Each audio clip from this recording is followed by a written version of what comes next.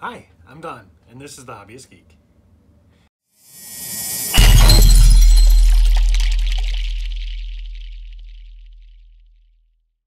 Alright, today we have issue 42 of our R2 build, and we have our parts here, and it looks like we're going to be continuing on with the left leg, so let's get this thing open and see what we got. Alright, so here are the parts that we get with this issue. We've got the front left leg frame, the rear left leg frame, and the left ankle plate. And I have to admit, this is a somewhat disappointing issue because all we're doing is test fitting these to make sure that they were cut properly. And it looks like they are. And that's it. That is the end of stage 42 here.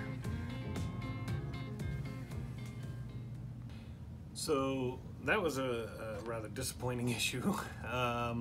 It's really just a delivery of parts that we're going to use later.